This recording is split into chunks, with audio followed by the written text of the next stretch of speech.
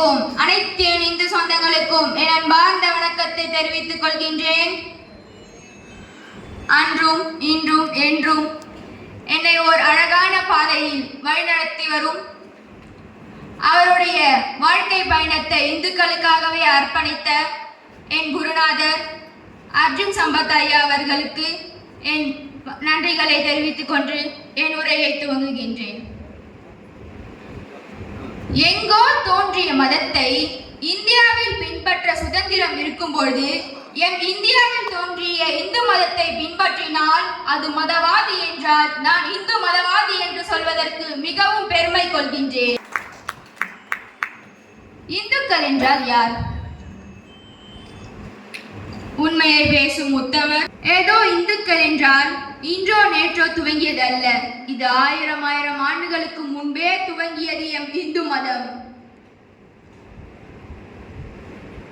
இந்துக்கள் என்றால் அனைவரும் ஒன்றாக இருக்க வேண்டும். நம் நிழல் என்றால் வெவ்வேறாக இருக்கலாம், ஆனால் நாம் அனைவரும் ஒன்றாக இருக்க வேண்டும். இந்து மதத்திற்கும் தமிழுக்கும் ஓர் சட்டு அல்ல. அது எப்படிப்பட்டதோர் உயர்ந்த நிலை, அது எப்படிப்பட்டதோர் உன்னதமான நிலை. அதை யார் யாருக்கோ எடுத்து கொடுப்பதற்கு எப்படி மனம் வருகிறது? இப்ப நான் வர வழியில எல்லாருடைய போன்லயும் ஒரு ரிங்டோன் வச்சிருக்காங்க.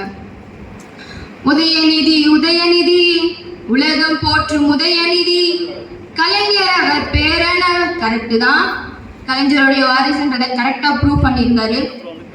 சேலத்துல ஒரு மாநாட்டு நுழைவாய் வா நுக்காவாலயா நுக்காவாலயா யா என குத்தாட்டம்.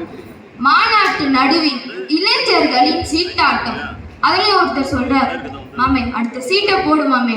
எங்க தலைவர் பேசிட்டு இருக்காரு, என்னங்க இப்படிலாம் சொல்றீங்க அப்படின்னு சொன்னதுக்கு அவர் கொடுத்த 200 ரூபாய் மாநாட்டுக்கு வர சொல்லிதாங்க.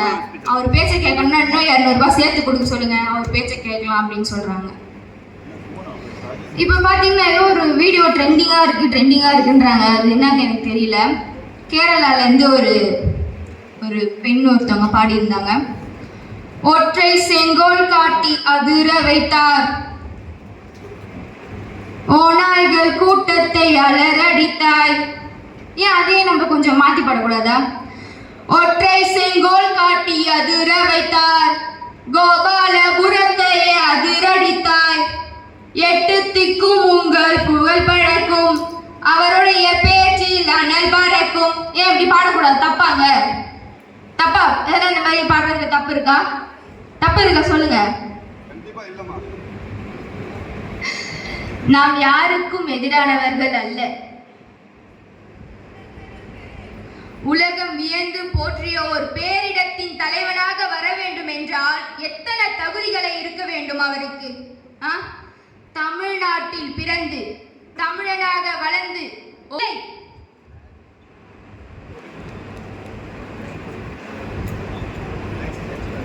அன்று தில்லை நடராஜனுக்கும் ஸ்ரீரங்க பெருமானையும் விரங்கி வைத்தே பிளக்கும் நாளே நன்னாள் என்று சொல்லினார். அன்றே யாராவது அவரை எதிர்த்து கேட்டிருந்தா இன்று சனாதனத்தை வேற இருப்பேன் என்று அவரால் சொல்ல முடியுமா? சொல்ல முடியுமா அவரால? அதுலயும் பாத்தீங்கன்னா ஒருத்தர் சொன்னாரு, 1000 ஆண்டுகளுக்கு முன்னாடி கட்ட பழமையான கோயிலை நான் இடிச்சேன் அப்படின்னு சொல்லிட்டு ரொம்ப தகுதிமா சொல்றாருங்க. இதே அவரால ஒரு கிறிஸ்துவ கோயிலையோ ஒரு இஸ்லாமிய கோயிலையோ இடிக்க தேவையில்ல. ஒரு வார்த்தை அவரால் சொல்ல முடியுமா? முடியாது. ஏன்? ஏன்னா இந்துக்கள் என்றால் இன்னைக்கு நம்ம அவங்க தின்னோனா நாளைக்கு 1000 ரூபாய் கொடுத்தா ஓட்டு போட்டு போயிடுவாங்க தகுதி அவங்களுக்கு.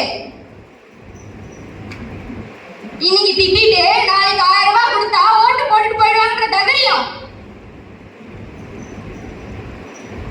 ஒரு நிமிடம் அனைவரும் அவங்களுடைய கண்களை மூடுங்கள்.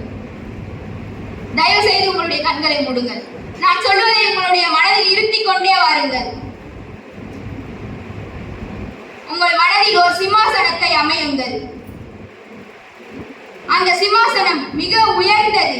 எவ்வளவு அழகான நிலை அது! அது எவ்வளவு உயர்ந்த இடம்! அது எவ்வளவு பெரிய நிலை!